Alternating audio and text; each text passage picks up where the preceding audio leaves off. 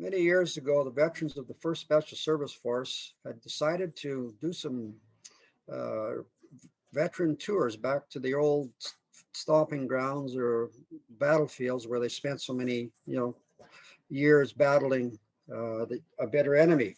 And they wanted to go back and see what it was like. And anyway, the boys did 5 or 6 tours over there.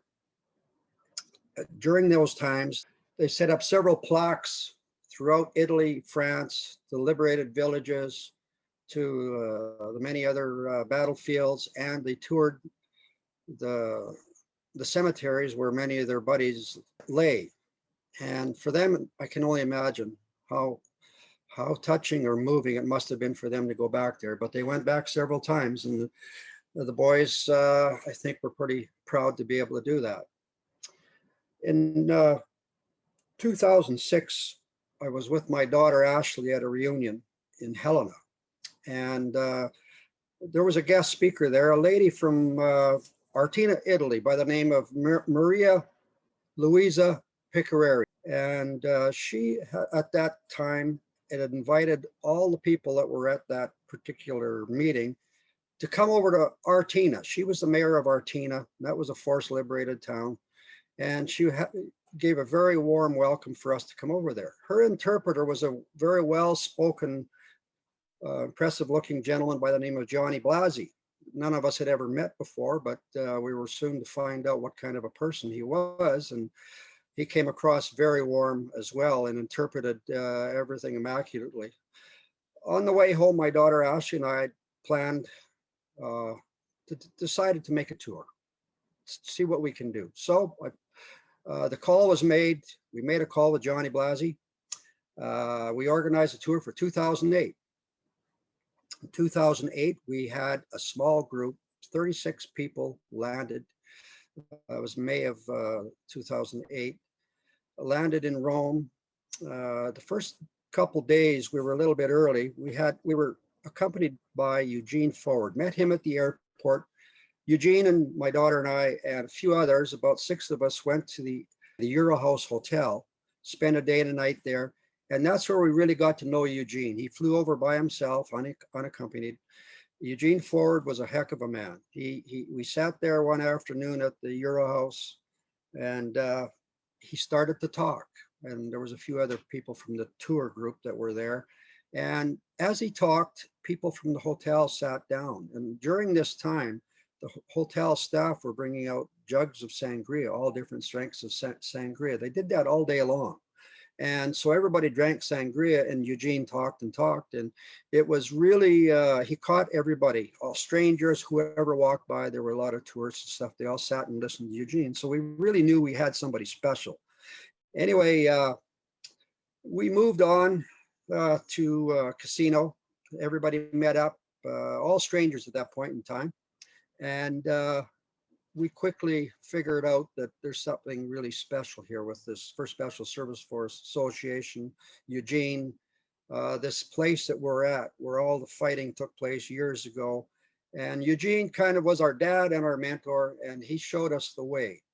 And through that tour, Eugene spoke of as many experiences along the way.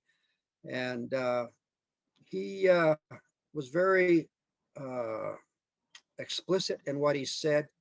He had a good sense of humor. He threw in a lot of humor, but he educated us.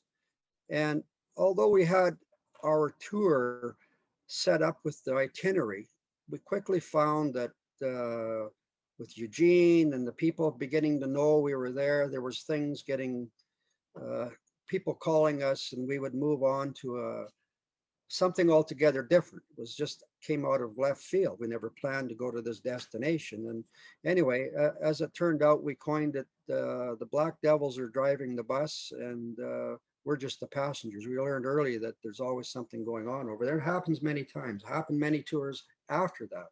As we moved on, Eugene talked a lot about going on Monte la Defensa, and we'd never been up there before. We couldn't get him there. And so we had to go up on the mountain without Eugene. And it was a disappointment for us, all of us, as he was the one spot he was pretty keen on getting up there, but it just wasn't physically there was no way that we could do this for Eugene's safety to get him up there, and we didn't know the lay of the land at that time. So anyway, we went to all the different places. Eugene was very well accepted by so many of the people there, and the villagers that would find out that he was one of their liberators would come out and give him a warm welcome, and the tears would come as you would expect. And Eugene was very cordial to everybody he came across. We ended up going to Artina, and we met with the mayor. Mayor Picareri was waiting for us, and we went to her quarters, and our group, all 36 of us, crowded into her quarters, and Eugene was at the head of the table, guest of honor. And at that point, the door opened and all these kids came in. There was a school nearby. They let out all the kids. They were probably 8 to 10 years old. They all jumped into the classroom there and went beside Eugene right away. They had a little story told to them on Eugene and what it meant to have this man in their town who liberated it many years ago, or represented the many men who did. So they knew very well why Eugene was there and who he represented.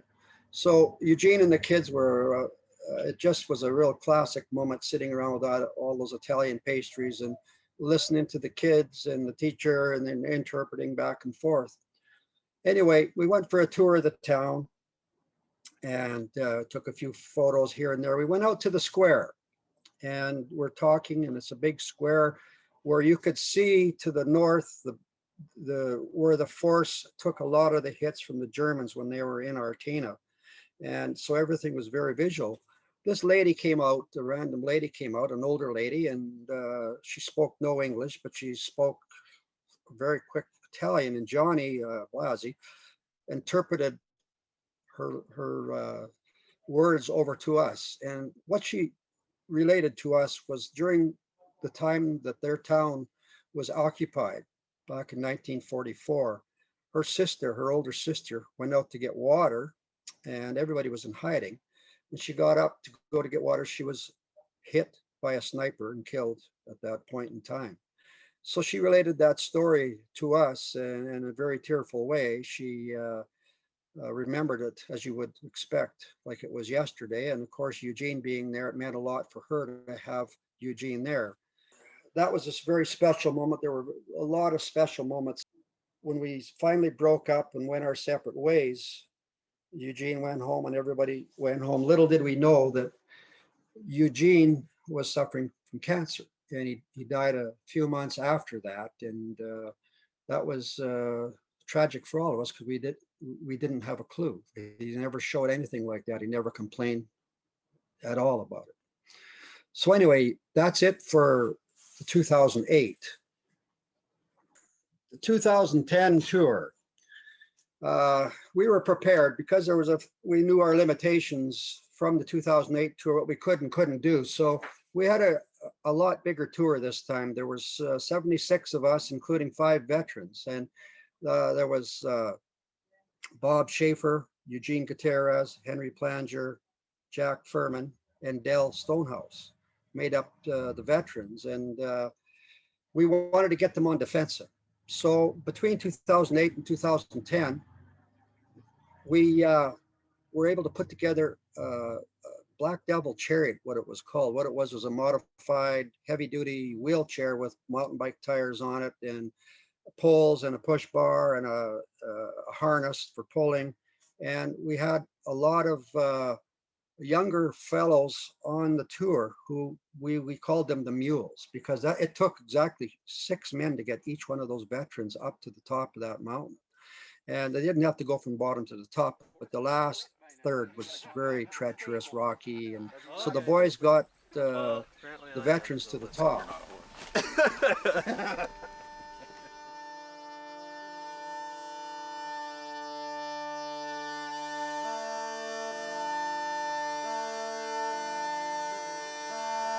Just to let you know, this is the easiest part. Okay, well, first thing.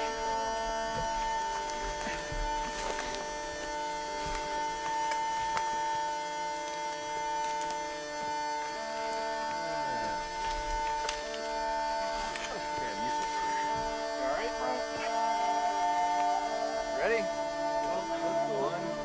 2, 3.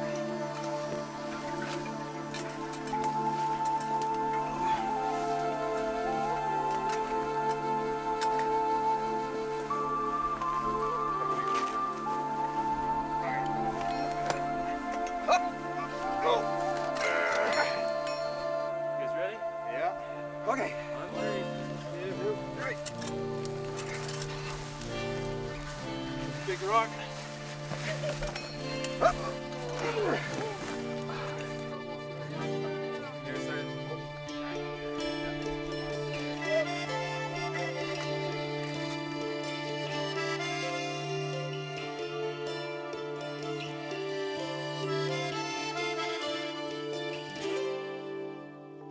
Me ne vai, sono stanca di passare guai, non si trova più la fatica, una nuova ma storia antica.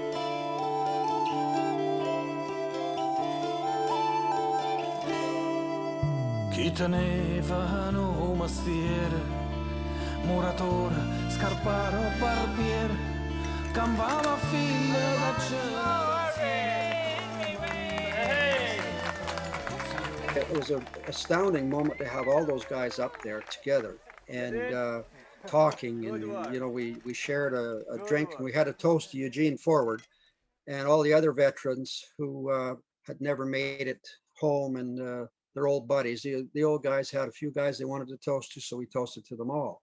Anyway, it was the trip down was just as treacherous. Had to do the same thing. The same mules were pretty much wore out by the time we got down there, but they drank a lot of beer at the Edger Palace that night, and everybody felt good about getting the guys up there. And of course, the old guys really teased the mules when they were complaining about how hard it was, and they threw in a few jokes here and there, so they never got a lot of sympathy, and they didn't want it, but you know, it was fun. It was a really good time. Tamar Scoggin was there, and she had volunteered to video this tour, and she came out of the blue because we were looking for somebody, and she volunteered. She joined the tour with her father, Charles Scoggin, and Charles was the son of Charles Scoggin Sr., who was killed in action on the Mussolini Canal at Anzio. So Tamar did the videos from top to bottom. She put a really good story together called In the Footsteps of the Force. And she was able to capture a lot of very keen moments. And some of those were up on Hill 720, where we placed a plaque up there in honor of the men killed from Monte Sammucro, from Hill 720, Monte Mayo, that group of men. The plaque was set on Hill 720, and there was a little tent set up there where the veterans all came out dressed for the situation. It was an inauguration of the plaque, and we had some speakers, some people read off the names of the killed in action in that theater. The beauty of this place is its roughness. Jessica, there you go. Jim Bailey wrote the following in a tribute story called Down from the Mountain. The battle took place long ago on Mount Sammucro, a beautiful mountain in central Italy, December 25th, 1943, Christmas morning. When the battle was over and the war moved on, there was silence. The old people and the children came down from their hiding places in the caves of the mountain, drawn, pale with fear, and hungry for the light. We have asked the vets a thought, something that they consider important, encapsulating their experience on this site today. I think coming back here helps me to remember all the wonderful fellows who were with that fell here and are no longer with us, and I appreciate the honor. Well, you've changed the place before or since we left. We hardly recognize anything, but you've sure built your job, and you thank you all for helping us out. Our men from the 1st Special Service Force, whose blood is on the mountains here and on the grounds, will be here forever. Saranno qui per sempre. This is sacred ground. It's a solemn occasion because they gave their lives for freedom, for the freedom of the oppressed people who were living under the Nazi regime in this country. This occasion, Questa God gave occasione us a beautiful day to celebrate è and to straordinaria honor. perché Dio oggi ci ha dato questa giornata straordinaria per onorare. Please remember the men who gave their last breath of life on this mountain. Questa cosa è intitolata My Buddy, il mio compagno, il mio amico. You've been a friend, both good and true. In times of strife, you've seen me through. When we advanced, you stood the test. You did not quit. Non ti sei arreso, You did your best. hai fatto del tuo meglio. I leave you here to meet the dawn. Now 'tis the night, and I must move on. Ora è notte e io devo andarmene avanti. And at your head, I place this cross. E dalla tua testa io pongo questa croce. It bears your name. I bear the loss. La croce porta il tuo nome, io porterò per sempre. Thank you. La perdita. Let me shake your hand. Way to go. Way to go. Thank you. Way to go, Pop. Way to go. We didn't have any bagpipes. We tried to find some bagpipes, but we couldn't find any. But we did manage. Gianni located an Italian fellow who had an Italian set of bagpipes, and he played a beautiful tune on that mountain that just added something very special.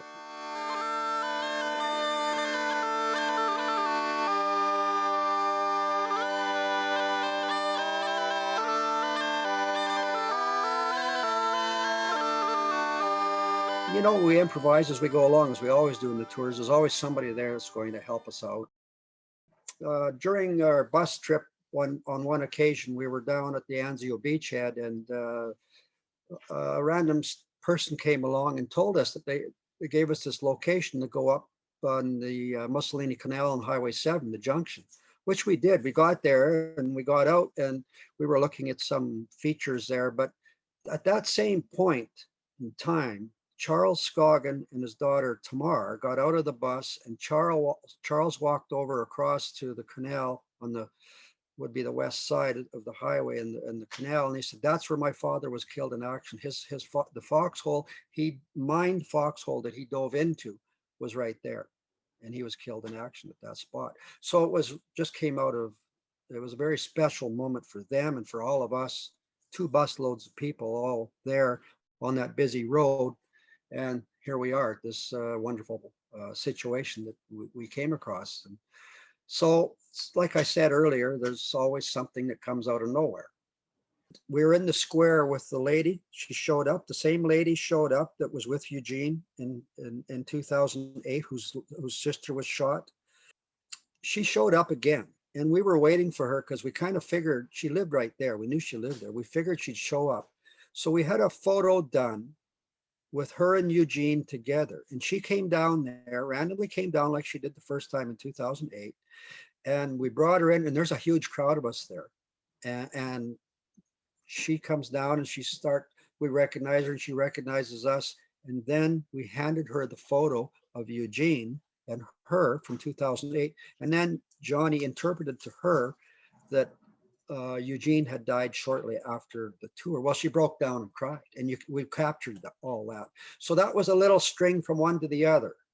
You know, each tour moves on to the other, and the other ones do the same. Anyway, we toured many of the areas that we did in 2008. We branched out a little bit more. We toured a little bit heavier back into Lenoci and to that part of the battlefields. But after the tour broke up, that 2010 tour, and everybody went their separate ways, a small group of us, Colin Gomez and Mary Bagan, Luciano, and myself, went out from Lenoci to Vitacuzzo. That was on Monte Maio. It was an overnight walk, hike, where the force fought all the way through there.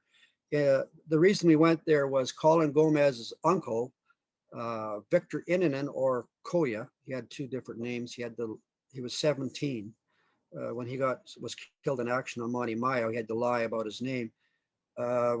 Luciano took us to the spot where he was killed. Plus, Luciano had put up a plaque for Frank Harvey, who was the uncle of Mary Bagan, was on that spot further south of there. So we got to view those two spots, and then a night out sleeping in the battlefield was pretty cool. And then we made it to Vitacuso and had some much needed cold beer. And that was the end of that tour. Everybody was gone by then, and we took a couple days and did that. The 2011 tour was 36 members, which we had a horseman by the name of Sam McGee on this one. And Sam is humorous. He's always got something to say that he always catches the conversation and brings things that we all love to hear. And also on that tour for the first time were members of Canadian Special Operations Regiment, CSOR. For the first time we really were looking forward to having the modern day Special Forces soldiers join us, and there they were. They joined us on that tour. And they added their own special style that really worked well with Sam and the group, and it was a very, very nice group setting for all of us to have them there. And of course, everybody took part in the regular celebrations that we normally do, the cemeteries, the battlefields, and we always go during that May-June time for what we can take in the Memorial Day at Natuna, which we've done pretty much every time that we've been there. 2012 was another tour that was different in a lot of ways. Again, Herb Peppard was our veteran this time. Herb brought along his son and two daughters and all their music. Well, they're a very musical family, and Herb did a lot of singing back in the day, old war tunes, and he did right up until the end. This is a ring I wore all through the war, and it's a picture of my mother, and I had it on my little finger, and all through the war it was on my little finger. My mother was with me all the time. Dad was the morale booster during the war, and during any gathering he always led the singing, and was a big part of the Canadian soldiers, of which he is from Nova Scotia, and he was the 1st Canadian Parachute Battalion before being recruited for the 1st Special Service Force in November of 1942. Come on, I'll need you folks to help me. No, As you know, pack up your troubles in your old kit bag and smile, smile, smile. Why are you for Lucifer to light your fag? You smile, boys, that's the style. What's the use of worrying? It never was worthwhile. So, pack up your troubles in your old kit bag and smile, smile, smile.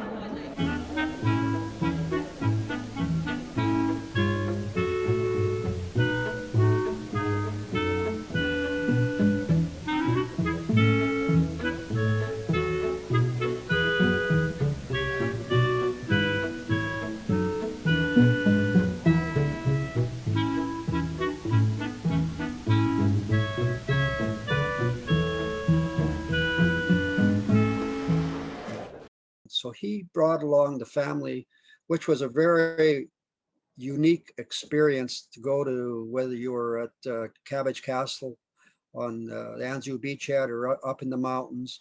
Wherever we went, they sang songs on the bus. They handed out the song sheets to the rest of us. We all joined. It was really cool, kind of visualize walking through those fields or those trails, singing those old songs. So that was very nice. And Herb took charge of the tour. He was a real organizer, and he organized a meeting and had some little chats. But also a key part of that tour was we had CSOR members again. We had a group of CSOR members that joined this tour, and it was very unique again to watch Herb react with the CSOR members and the interaction between them. It really was really nice, especially in the battlefields and the theaters. And Herb was so his words are so deep in his meanings and the way things he said that you get the picture.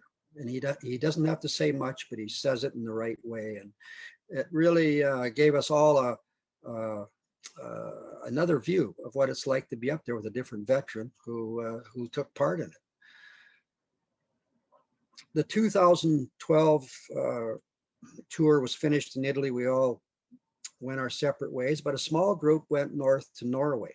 And we wanted to go to Norway for one reason, and well, a few reasons, but the main reason is to go and understand why was it so difficult. The force was designed to go to Norway and destroy the heavy water plant. And so we ended up going there. Jan Roll, the nephew of Finn Roll, who was within the force, Norwegian within the force, who was an interrogator, he hosted us in Oslo and took us up into the areas where we needed to go. And we did find why it would have been a suicide mission for them to go up there, because it's real high country. It's above the tree line. There's really, you're wide open. There's just nothing to hide behind. And if they would have got in, they probably never would have got out, or they would have been prisoners. But we did go to Vemork heavy water plant, the one that was sabotaged by the Norwegian resistance. And that was in the town of Rjukan. So we had a good understanding of that particular reason why the force never went. And it was taken by the Norwegians. We went back to Italy in 2013. This time we went back, we had a different reason and a different time to go. We went early December 2013 to take in the 70th anniversary of the taking of Monte La Defensa. We wanted to be on Monte La Defensa on December 3rd.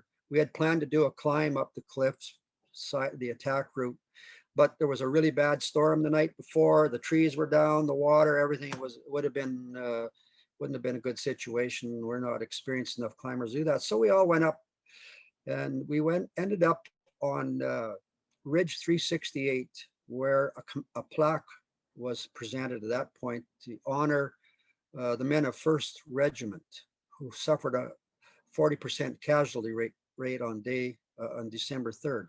Ralph Mayville was the veteran who was representing the men at that point. He wasn't at Defensa, he came in at Anzio, but he was very moved to be there in an area where so many men suffered. And where 1st Regiment was on Ridge 368 was a very difficult, tough time for the men of the force. And so we ended up with Ralph after that. We went through different towns and villages to Borgo Sabatino or Gusville. We went all the local areas and cemeteries and whatnot. I met a lady in Mignano in the town hall who was there during when the force was there, and they were occupied by the Germans. There was a hell of a lot of fighting going on. She was about 6 years old, and she told me a story during this meeting at town hall about them being out in the rocks, out in the hills, no food, no nothing, and there was shelling going on. She came across a dead soldier, but she came across a forceman, and the forceman gave her some socks and some boots. I don't know where the boots came from because she was barefoot. And she started to cry. She's telling me this in perfectly good English, that this fellow had done this. And she also related a story to me that during that time, they had no communication. The only communication they had was the dogs. They would put a message on the collar of a dog or attach it to the dog, and the dogs are scavenging, going from people to people, person to person. So the citizens knew that the messages would be on the dogs because they caught on to it fairly quickly. So that's how they communicated. So anyway, she invited us for tea. And anyway, I said, yeah, sure. we'll come back next time, but I can't this time. So you'll remember in the 2014 tour, I got lost at the very beginning, the first night. I never showed up at the Edra Palace. We were out at Mignano, and myself and my wife Ingrid and my son-in-law Clark went up. This lady, I ran into her again, and she invited us up for a coffee. So I went up there during all the things that were going on. There was 2 busloads of you guys down there in the square, and everybody left. And by the time we got out there, it was dark. We go downtown, there's not a soul there. But she showed us a really good time. And the mayor came out, who was on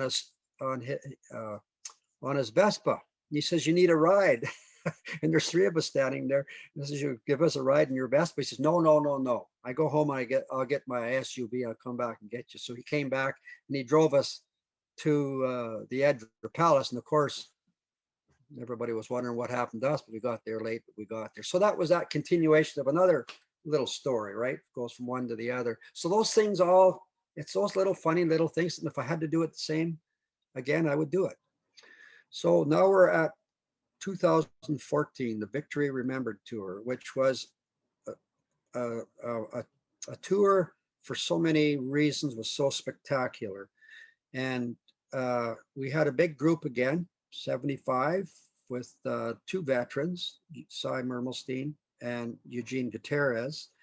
And Les Owen was the person who organized the video tapings of all that. And of course, Les was proactive on that. He started in Helena, right at the fort, doing the videos there. And he eventually, worked his way across, interviewing the veterans, and joined us in the Italy, France portion of the 2014 tour. Many, many celebrations along the way there. The pipes and drums of the Black Devils were with us. That really jacked up the tours, or that particular tour, have the pipes and drums. We always wanted to hear the pipes and drums in those mountains. Everybody accounted for? Yeah, we started with 4, so we think. We all made it. Congratulations. Great job. We've been looking for you. Gene, it's a pleasure to be here with you today. Oh, we made it. After we got up that mountain, getting over that last knoll before the dip to the top, we heard the pipes. And immediately the tears came out. You needed to hear those pipes on those mountains.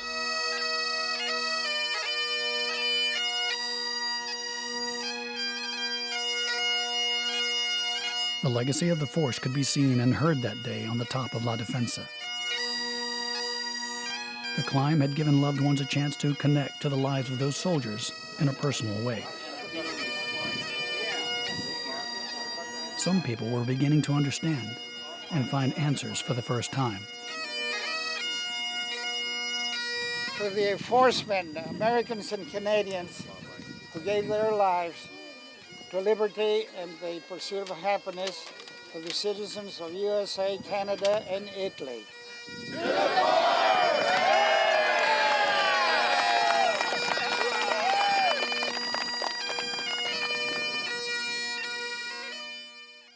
We had that opportunity in 2014, and it was recorded in every theater, every town we went to. They were asked to play their pipes and drums, and they did it. It was hard to put into words. You watch the peoples, the locals, and all the people that took in these processions and marches and meetings were very moved by what the pipes and drums of the Black Devils did. I know they sure brought a whole new meaning to battlefields for us too, going out into Ridge 368, Hill 720, Monte La Defensa. They played everywhere, and I can't say enough about why we need pipes with us all the time. There was one other tour which we did, which was the 2016 tour, and went back to France and to a small group to Italy. This time, Cy Mermelstein was the only one there, and that was an interesting little tour too. We had a couple plaques that were presented at that point in time that were veterans who were killed in those theaters. And one of the things about Eugene Gutierrez, when we organized our tours to France, and our first tour was 2014 to France, he wanted to go and find two girls that he had befriended in Pay when we were there. Middle of November, thereabouts, 1944, we entered the town and we established our communication system right under the basement of the post office. We were there a few days, and then one of the days, two little girls came to visit what we were doing, and we had a picture taken. The mayor of the city of Pay sent a copy of this picture, and they were going to research, hoping that they can locate them. So I'm looking forward to see if we can meet again, and I have this picture that I want to show them. And he wanted to meet them again because they would have been older ladies. So we tried to find them, we couldn't find them. But two kids did appear, I think a brother and a sister, who Eugene took over to the same spot, the same, I think it was a walking area with a guard in front of it, a gate, where he stood there with these two kids in 2014, same spot that he was at in 1944, but two different kids. But at least it got the point across of what happened there. We occupied this house that was the home of the postmaster, and we set up our communications under this floor. This is a very solid foundation, solid roof, so we made sure that we had good protection in case of any shelling, in order to protect our communications with the different regiments.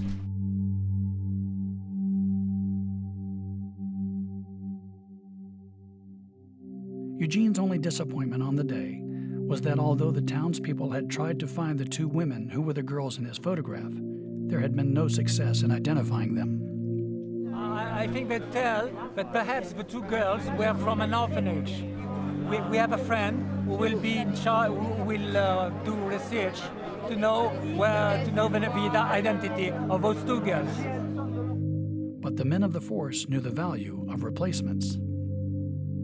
Je veux cette photo parce que quand ça me fera des souvenirs, et quand il reviendra pour une autre truc pour ses 100 ans, je lui montrerai la photo et je lui dirai que c'est moi sur la photo. Comme ça, il se souvient de moi. The other thing that Eugene talked about was, this was one that he got very somber about, and that was the Jeep that hit the mine around Tanneron and killed four of service company buddies of Eugene's. And Eugene told that story to me. He was one of the first on the scene where the Jeep was blown up. There was 4 killed in action there. One was missing. I couldn't find them. They looked everywhere for him, and they were ready to go. And Eugene looked over the bank and he saw a movement. And at that point, he looked. They said, "I think that's our 5th man," and sure enough, it was. They went down there and got him, and he said at that point in time, "I really wish I could find that spot." And we tried, we couldn't. Nobody knew where it was, but we do know where it is now. And Olivier Chicard has put a video together. They found the spot where there were pieces of the blown up Jeep. They did a memorial, I think it was in 2018, of that spot, where it took place, and in the town square in memory of those 4 veterans. So that spot was located. So that it's a moving moment for all of us, and especially for Eugene, to know that his friends have been honored. And some of those pieces of the Jeep have been sent overseas to the daughter of the veteran who was injured over the bank. You know, those people in Italy and France, they do so much for us over here, and for the veterans in particular, and they make life so much better for all of us. And the warmth of the people is second to none. One of the things that's very moving for us too is there's getting to be more kids showing up.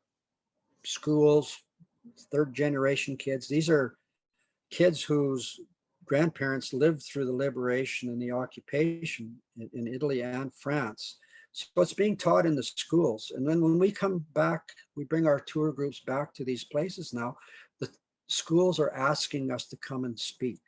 And I was fortunate enough to be able to go to Sospel and talk in a school there with a group of, I think about 50 kids, and it was awesome. And I was able to speak the language. I had a little interpreter named John, who was an Englishman who spoke English and French. So he was one of the students, so he interpreted for me. But having said that, it's important to see that the third generations are understanding the significance of what the force did, and many other veterans. So when we go back, they welcome us, and we let them know about the boys who were there before us. And so we'll just keep on doing it, and there'll be more to come.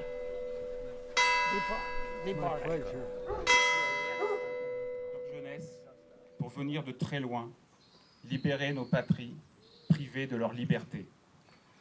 It is with much emotion that we welcome today those who jeopardize their youth, coming from so far away to liberate our countries, deprived from any basic freedom. Merci.